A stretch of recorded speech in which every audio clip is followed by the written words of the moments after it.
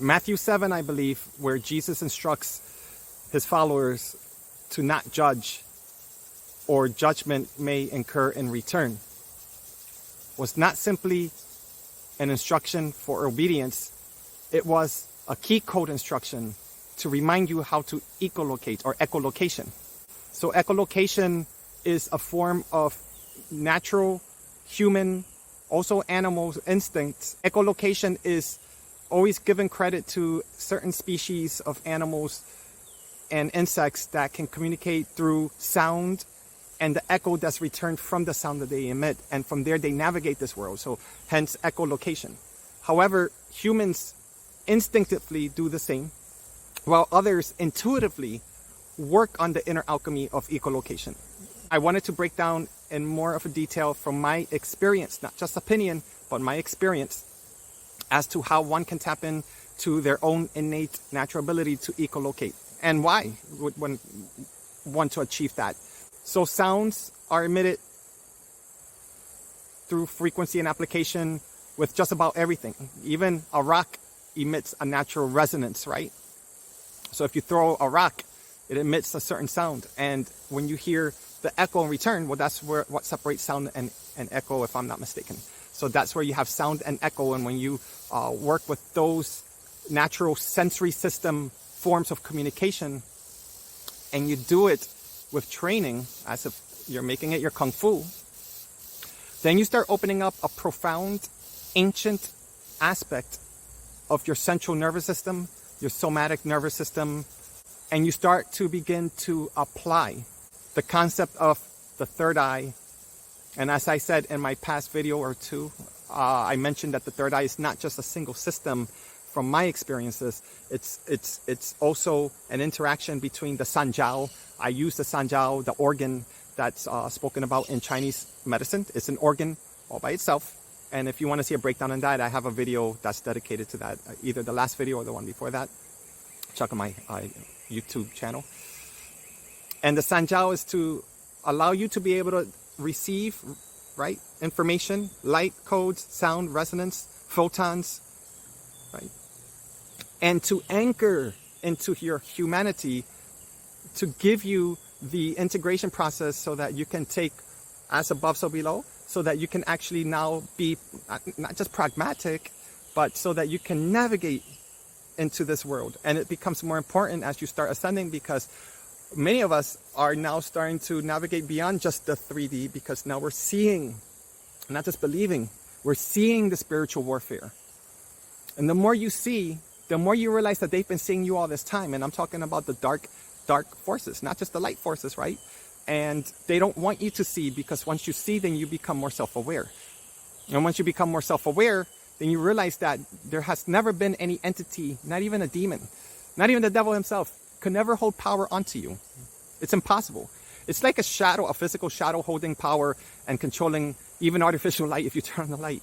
It's really energy. But you make your shadow really big on a small LED light, and you can almost disappear that small LED light. So that's the artificial sense of technology that's used and synthesized to dumb down your primary sensory system, your etheric body, your somatic system. And most of us are holding trauma within our central nervous system, our sacrum, our coccyx, our back, shoulders, right? Physically. But a lot of people are not aware that you also hold trauma and memory that's yet to be resolved, to be unfolded as a memory bank within your biosphere. I keep saying this often because I want people to get integrated with understanding that a lot of this is the age of Aquarius. So it's important that you start understanding how science is using you, using me, using all of us to tap into us within this digital world. And they have been doing it for a long time. Some argue with it since the 50s. I can say that this is a lot longer than that. It's just that now they can no longer hide. So the old hexes and curses that existed for such a long time that kept us in the darkest realms, those technologies, they were on almost like on a time scale, and now it's at an end. Now we're left with the echo. Now we're left with the sound and the resonance of the trauma that has been embedded into our family genetics. And now we're born into this trauma, right? We made an agreement before we were born here. And now we're here to sweep up and to re-encode. But in order to re-encode, first you have to clean house, right? It's like you're a computer and you have all these viruses, and sometimes you have to just reboot the whole computer and put it in this factory setting so that you can now integrate new programs. Because if you put in a new program or new software, new hardware, from what little I know about computers, that pre-existing virus can and will invade and attack that, right? So because everything's energy, and because they are actually attacking you through your mental state, they're owning your property through your emotional body. And then the easiest way to do so is by keeping you within your emotional state. Betrayal, heartbreaks, you're falling in love, the same. For as long as you stay within someone who's trauma bonded with you, as an example, and that's almost all of us, that's why I mentioned this, and the list goes on, then the more that they could keep you in hibernation. And if you're not aware, or your partner or your family member are not aware, they become pawns. Maybe they might be bishops, they might be knights, they might have higher ranking, but if they're not aware of their higher ranking and an entire chess game, I keep saying Monopoly, then these higher ranking entities will work subliminally and through resonance, through sound reference, echo location, through the echoing of certain sound that's amplified, hence certain towers that are out there, to reprogram your mind, to keep you within a sense of plateauing, to keep you in a sense of uncertainty, in a negative aspect, in a contrasting aspect, to keep you always in having faith with everything and never expanding on the faith, as if in the same way that you do when you're feeding the architecture or the infrastructure that was created to keep you within this low frequency state of mind, which is corporations, which are entity formations. Anything that's entity formed legally, that's a bind that you make in spirit. You made an agreement in spirit as soon as you start agreeing to money, exchange currency, and all of these things. Or you're working for someone. Doesn't matter how much money you make. It doesn't matter if you're really successful, you're moving on the chain. You're part of a system that's being master manipulated through an entire circuitry within our human experience. And with all of that intelligence, with all of that technology, and them knowing your own aura more than you, for I don't know how long, they've been attributing aura to metaphysics, to BS, right? To just tree huggers, and to witches, and all of these beings that actually were naturally already tapped into the earth. And that's why you would say that now they call females that are tapped in, you add the B to the W, right? And back then they were witches, right? It's the sick masculine propaganda to infiltrate women's nature's ability to be, I say high priestesses, because they naturally are. By nature, they are the prophecy. They are the ones, women, all women, by nature, have an ability to be the prophet of all of Mother Earth and all of natural beings, right? Not limited to nature, but also with instincts, with survival, meaning that women naturally have an alignment, when they're in alignment with the moon cycles and the energetics of something horrible that's going to happen, right? So they had visions, they had premonitions, had dreams, and they still do. I'm just saying that back then it was a lot more open, because again, they didn't, the technology of what we have now with internet and all of this programming that has worsened makes it a lot difficult for a female to naturally tap in. There's no prayer necessary. It's just her plugging in, barefooting, and just kind of like giving up and giving in. Kind of like giving up and exercising out anything that they've been learning that has nothing to do with nature and Mother Earth. It's simply just purging all of their conditioning. That's all women need to do. And with love, self-nurturing, aloneness, then the remembrance will come if it hasn't happened already. There is no man, there is no church, there is no one that can show you, beautiful woman, you are, who you are and who your connection is with Source and Mother Earth the same. Going back to echolocation and one's natural ability to communicate with how the Earth communicates because we are multidimensional beings. So that means there are facets of our sense of consciousness. It's beyond a linear or even a circular or even a spherical sense of understanding. Those are just like Lego pieces so that you can actually put all of those, all of that sacred geometry together so that you can open up higher dimensions, right? We're talking about 7, 8, 9, 10, 11, maybe 12, 13, 14, 15 in general to give you a numerical value as to how you can communicate naturally, and you don't always necessarily have to go into a deep state of meditation. You become the living meditation once you naturally start to unprogram all of your conditioning to make space to heal your nervous system, to heal your nomadic nervous system, to heal your trauma, because it's necessary. Because you love yourself. And because it's your birthright to start to remember why you're here. You didn't come here to work, to retire, and to die. And just to create a family. And families are beautiful. But many of you did not come here for that. But they nurtured you into this sense of safety, conditioning. And having said that, one of the biggest tests for you to be able to heal generational trauma is actually to understand that you were born into certain families. It makes it almost impossible for you to naturally detach from who you no longer are. And all you have to do is look at, if you want to look at the biblical Jesus and see what he did. He left you the instruction book. Everybody wants to study the book, but nobody wants to follow it. They just want to stay in the studious side. I'm tired of that already. I'm tired of seeing it.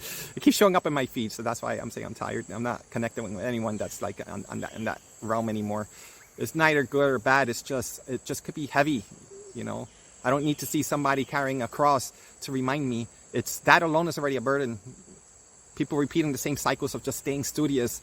It's like training to be an engineer and putting all of this work and studies and being a great professor. And now if you want to be a professor like a theologist, then that's fine. Then that's one thing. But most people are not studying that. And becoming an engineering to apply nothing, or to becoming an engineer and like I said about entity formation, just work for somebody as an engineer, and you're like really badass with something, and you're not using that and amplifying that and aligning yourself and not aligning yourself with a company that's out there at least that will help you expand on the reason why you became an engineer. That's the natural human instinct. You can't tell me that it's different with spirituality, because spirituality is meant to be anchored down back here. And that's why I mentioned in the beginning of this video, your Sanjiao. Everybody's now trying to keep you all the way. So the school before, during the age of Pisces, was to keep you in the lower mind. Keep you down there. The first, second, third chakra. Now this new age school is trying to keep you in the higher mind. They're trying to keep you 5, 6, and 7. And they're trying to do their best to cut you and keep you in separation, because they know they can't fight you, because you're becoming more conscious. And the earth is becoming more conscious.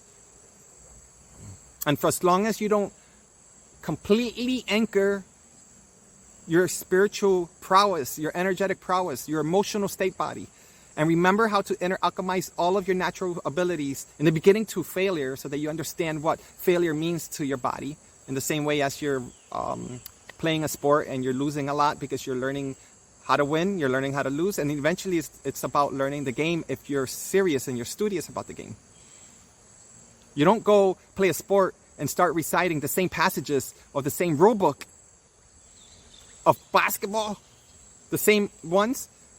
You know, and then you start playing with kids in the street. They're not even like real ballers. I mean, as far as like professional, and they're as studious, and yet you're not going to even be able to like hang with them because they're laymen, right? Laymen meaning like they're actually just doing the work, and they may not know all the rules, but they're actually playing and going out there and putting in the actual muscle, and they're trying their best to be that good, and they'll whip your butt because you're just staying with one certain rule book. And that's the same thing with scripture.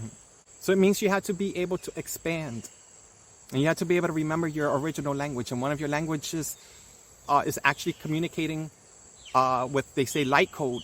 But light code, while you're in your physical awakened body, also consists of sound, echoing, frequency, and knowing the spatial analysis of how amplification will give you variances, not just in the 3D sense of realm, as far as like protecting yourself, like in Kung Fu, and you're learning how to use it that way, yes, right? but also in the higher senses where you start to become so self-aware of your entire aura, which will expand because you're putting in the work in the most beautiful way. That aura, like for example, I'm walking and maybe my aura may be 33 feet in circumference, right? So that's my whole eye right there. There you go. 33 feet from there, I'm 33 feet away from there, I may not be conscious of what's going on, but I'm already getting the information in front of me, behind me, above me, below me, right? And the more I become more aware, self-aware of that, then I start becoming a master of my auric field. And once I start to flex that energetic muscle, like doing yoga, like doing Tai Chi, as an example, like keep playing a sport and you develop the actual reflex memory arc on your spinal cord to actually re-encode your actual nervous system spine, so it no longer becomes a mental value. It becomes an automatic sensation that's repeating something that's so simple over and over. That's what you're supposed to do with scripture if you're going to do that, if you're going to create a mantra with it. Otherwise, then all you're doing is keeping it like leveled up and stuck within your left thinking mind. And over time, those kind of memories will start overriding your system. It will keep you trapped so that you would not even be able to, your cognitive dissonance because of that will have you judge me based on what the modern book is telling you what judgment is. So I'm tying all this together because it's a creative way and showing you my experiences that nothing is linear. And that's the only way you will start to, as you're healing with your central nervous system and you're connecting now once again your third eye with your second eye, I would say your heart, and your first eye or your entire Sanjiao system, how you can start seeing that functioning as an actual organ. Just like you have a lungs that breathe, and if you're running, you're going to understand how your lungs function as an organ, how in shape and out of shape you are with your lungs. So again, Jesus instructed as if it was a rule. If you judge unto others, then they will judge back unto you in return. That was echolocation. It goes deeper than just what the words are. To judge someone means that you focused your attention on that person and already compared and contrast your belief system with theirs. And what that does is immediately turns off your echolocation sense of communicating through your third eye system. I'm going to call it a system for right now, your Sanjiao. And the whole point was to expand that.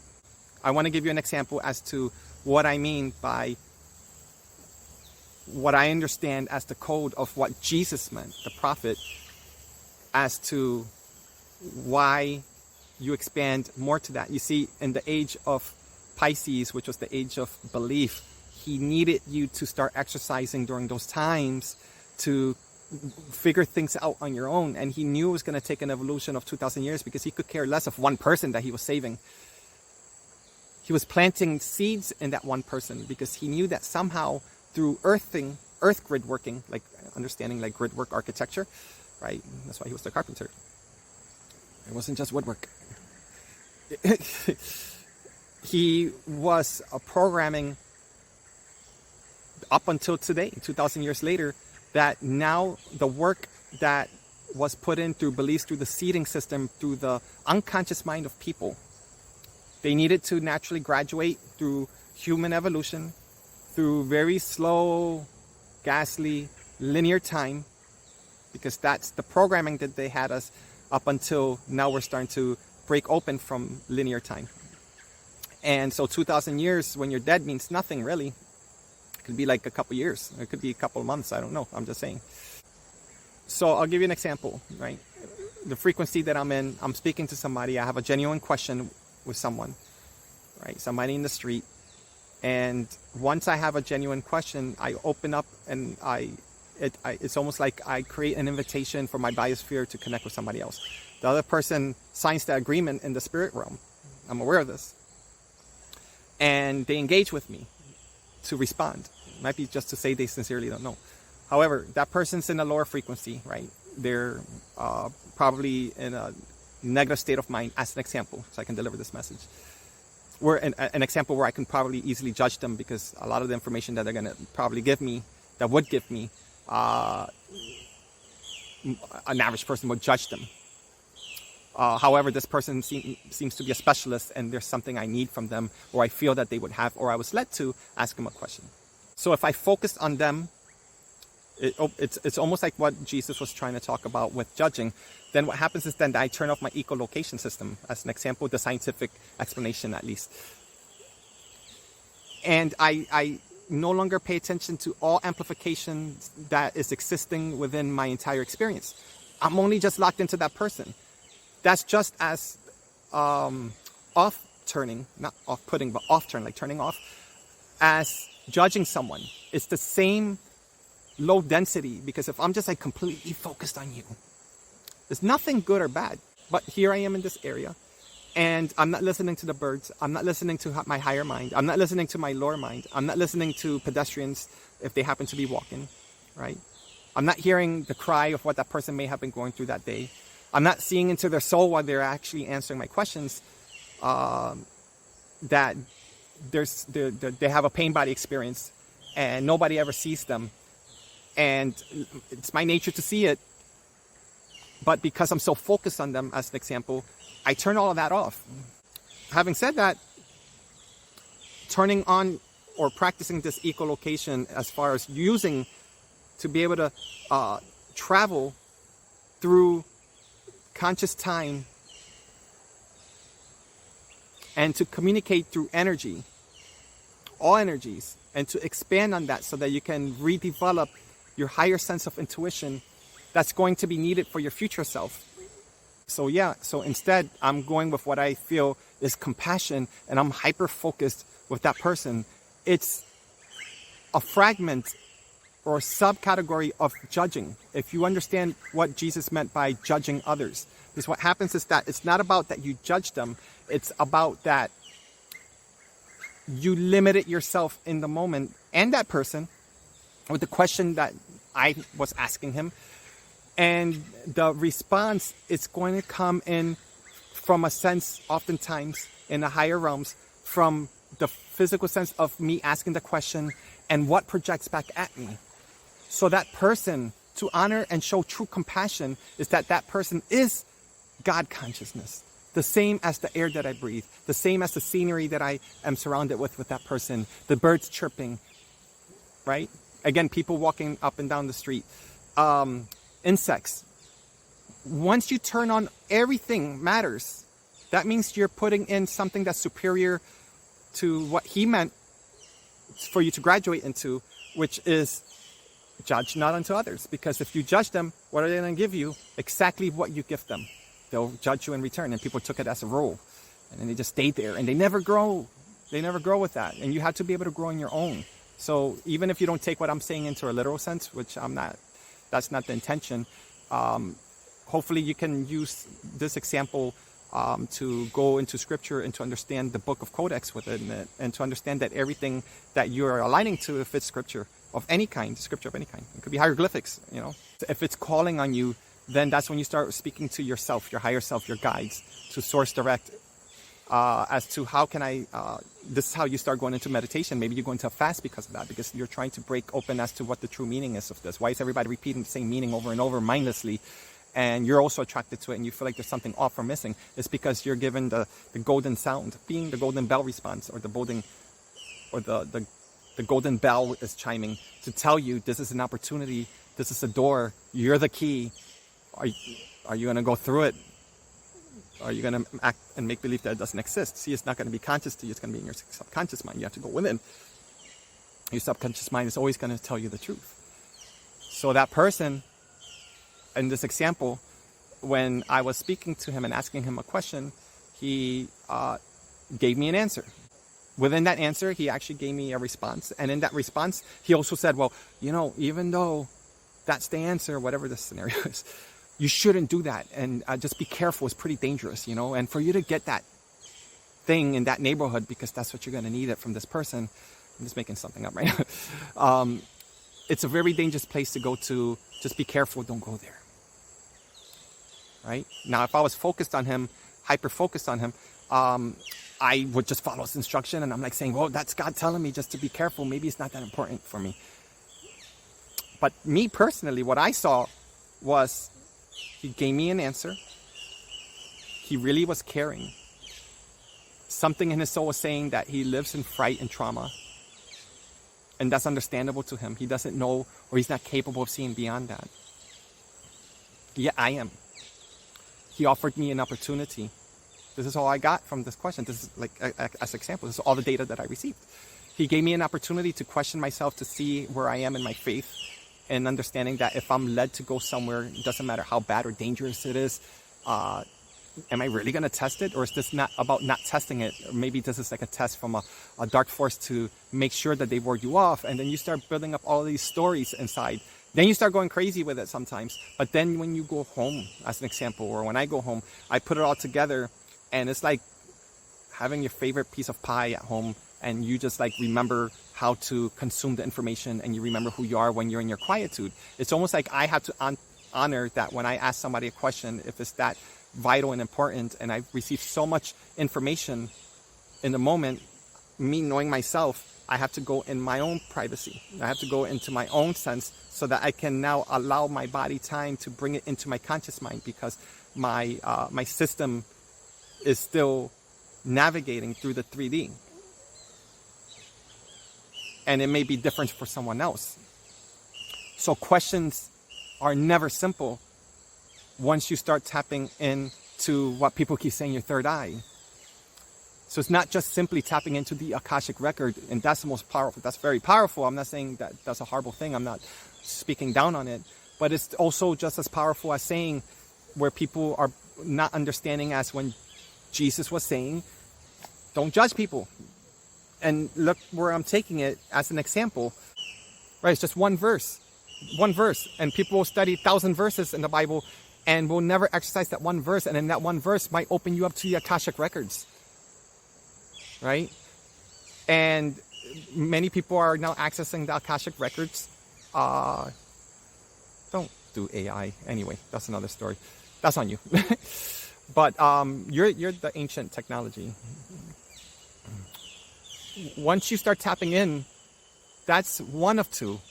It's like going into Kung Fu school, and you've been training and you've been getting stronger and you've been doing form and you've been getting higher ranking belts, let's say.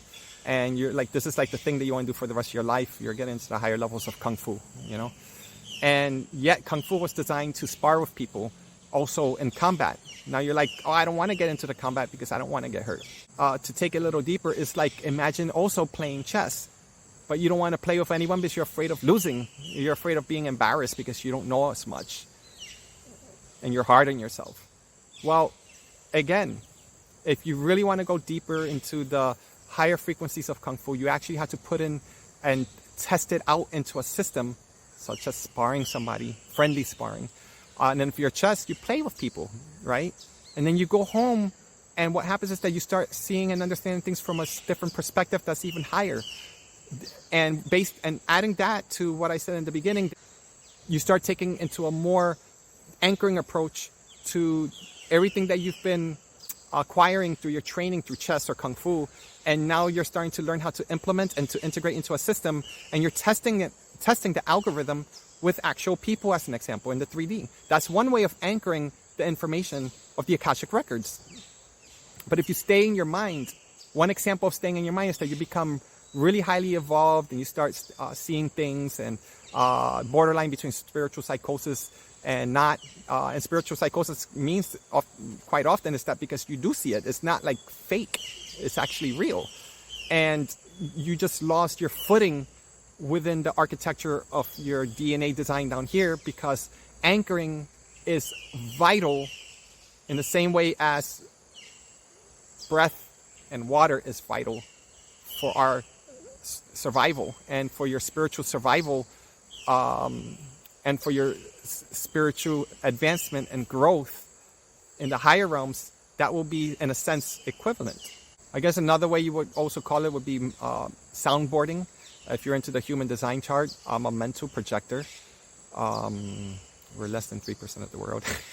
It doesn't matter, but does it? I think it matters. It makes me pretty cool. I think it matters. It makes me feel cool. Nah, it doesn't matter. They say that mental projectors, their necessary sense of communication is soundboarding. And soundboarding means, again, like echolocation, is that sometimes I'll ask a question, not necessarily because I want the answer, but because I need to hear myself speak. I need to hear somebody agreeing or disagreeing or coming on with a tangent. And while they're speaking and giving me an answer, someone who soundboards they're using this technique as a way to soundboard, to receive. And they're using, or I'd be using, my answer will always come from me. So a mental projector, as an example, because I'm a mental projector, that's the way I learn. I don't necessarily receive information through people. It's almost like I almost always have to receive it from within myself, but the person contributed to it and amplified and made conscious to me. So it's like I'm so grateful. So the next day I'm gonna say, thank you so much. You gave me so much information. You know, the person might misunderstand that and they may say, oh man, I gave them the answer to everything. You know, but in essence they did. You know, you don't have to be a mental projector or a projector in general, a classic projector, to be a soundboarder. I think that it's part of our evolution. It's just that they say astrologically that mental projectors require it. Otherwise, if they don't work with that, life would just be that much more difficult. You know what?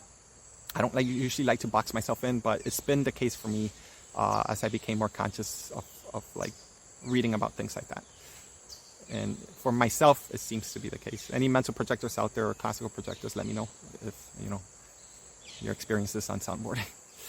So the importance is that now we are being opened consciously, whether you did the work or not, whatever that means to you, spiritual work and physical work, that higher resonance, higher frequency forms of consciousness is being displayed because a lot of the old archaic technologies that involve sounding, echoing, and technologies that infiltrate your very sense of thinking, seeing, feeling, experiencing. The attack has always been within your neurological nervous system, through the demographics, through families, through belief systems, through social norms, through that way, through fear-mongering, right? Through faith and beliefs and religion, right? They used whatever that you were evolving into, or wherever they saw your strengths were headed towards. Let's say we're all people of strong faith by nature, so they're like, well, let's create a sense of spirituality. So basically, everything I'm saying, it's a necessary function for you to attain if you're resonating with me, because the spiritual attacks are going to be stronger and stronger and stronger.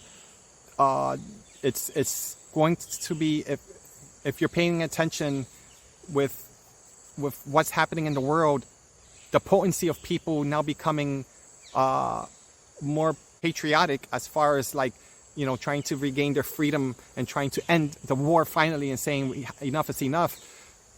That was monopoly. And I can't prove it to you in a 3D sense of a way. Well, maybe I could if I researched it. I'm not a politician. I'm not going to start, and I'm not like a history buff like that. So I'm not going to go into that world. Somebody else could do that for me or for themselves, you know. But as far as the communication within the spirit realm, it's really as simple as energy harvesting. Because I know how to. So imagine the ones that actually require it. They are using the power and the energy of the uprising to feed their systems, to become smarter. The AI technology that's being implemented now is becoming more intelligent because people are uprising, which is a beautiful, powerful thing, right? To end starvation, to end war, to end the attacks on children, women, right? That's necessary. But if you're not well equipped with not just believing that there's a spiritual warfare, but having the ability and exercising that ability to see beyond the veil, when it's your time, but kind of like the time is now, then you're going to see who the heck you really are, how powerful you are, that once you start seeing beyond the veil, once you reflect that back at you, and you allow that to digest into your system, because now you're seeing, You're seeing beyond the chess game. You're seeing behind the Monopoly game. You're seeing how you were pawned, how other people in your family or your loved ones are being pawned right now as we speak. You're seeing how I received communication from a person that was like a pawn in the chess piece. I just naturally turned on with, I say echolocation, but it's not limited to that, but this is an example. I turn on to everything where all information, when I asked that guy that question, everything mattered. All input and all output, even the conversation, it was beyond just observing. It was honoring and well receiving and well putting in all of it. We're actually very good at it when we're watching TV or going to the movies. It's now that, but in real life, that when you're having a conversation with someone, see yourself as the person in this entertainment show and the person's not yet awakened. And that person is living out their life. And you will be able to see and compare that person who's in a low frequency state of mind to people that you may know, as an example. So now you're seeing that these people may not know each other, but the frequency of the higher harvest siphoning beings will categorize them with certain energy input and output, and certain beings that are hungry for that kind of energy use in a quantum level. You can actually see on a monadic scale, as far as like grouping, how the mirroring of different demographics will show you the same kind of people, especially in the lower frequency, in the middle frequency state of mind and thinking. And it can be scary because in the middle realm, once you start waking up to it and you're not working with your natural gifts and your abilities, then yeah, of course, you're going to feel like it's crazy and you're going to need support groups.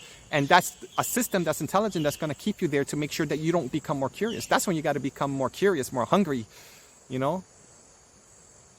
When you really want something, you just get it. Well, this is that. Don't limit yourself to that. So in essence, this is how you can become a generational and ancestral hex and curse breaker, because everyone individually still has to do the work, because that's part of their signature agreement, and that's the school that they sign up for, if you want to see it that way, by being born and incarnating into this earth, just like you had to do the work, right? You can't scapegoat that. And in general, I mean. And that can be a really scary thing to your nervous system if you are running on still yet the mimicking system type programs, meaning that you have to mimic being a parent, a husband, a wife, and you have all these titles. But you go to church, they're kind of like telling you. I told you, like, biblical scripture tells so much truth. They tell you the truth, and then they also have information that'll keep you in bondage, because people are teaching it to you, and you're not extracting the information for yourself and working with it on your own. Go to church, right? You go to temple, and they're like saying, brother, sister. You know, you have your parents there, your aunts and uncles, and you go, brother, sister, I love you. And when you go home, they go wearing that mask again. Oh, I'm your aunt, I'm your uncle, I'm your father, I'm your brother. So you play church when you go to church, and you don't know how to implement it when you go home. No, when you go home, that's still your brother and your sister. But now you're treating your kids like they're kids. And you have no idea that those children are straight up elders, and you are making their task a lot harder because you put them into an education system that's not going to fit them. You feel like they have to join sports or not do sports. You have to give them so many rules because this is what was taught to you. And it becomes so much that spiritual attack is not necessary. That's actually more scarring of a spiritual attack, because these young souls that are being born, oh man, they're warriors. They know spiritual warfare. They'll flex on that. Their challenge is to becoming a person, and y'all making it hard for them, as an example. And that conditioning goes back, and that's one of the generational curses that's breaking. So when each individual person, and hopefully one per family, starts to completely disassemble an entire system because that person cracked something open and glitched their whole entire belief system that can't be understood. Maybe that initial primary family won't get it, but the evolution of the family gets impacted. There becomes waves. Because someone like us, if you're resonating with me, we remember the game that they created, again, like chess and Monopoly, before this life, 10,000 years, minimally. Now and 10,000 years from now. Again, biosphere. The field of seeing the circumference of 10,000 years. Up, down, left, right, in and out, out to in. And so you understand your role. And once you understand your role, you have no choice but to but to master echolocation. But I use this example to hopefully to help those who enjoy reading scripture, and now it should build up your curiosity to go deeper and more profound than what I said with something as what judge not unto others is so profound. And again, what I just said is necessary. So please DM me, make an appointment with me, book me. My rates and all of that is on my website. I am now offering a sliding scale for those who are financially compromised, so it's temporary. And please come speak to me. I essentially won't say no to anyone who, I don't want to say just needs my help, but that's ready to do the work or continue the expansion of their work, right? So yeah, DM me. This is serious business. I'm not just any poser who's just trying to be understood on social media. I really could care less. I know what I'm doing. And even as I speak, I'm soundboarding. Echolocation is not even limited to the time that I am right now recording it in the moment. And you haven't had received it maybe a couple of hours to a couple of days, maybe weeks, months later. You have to be able to see what I see. And I know you already do. One love.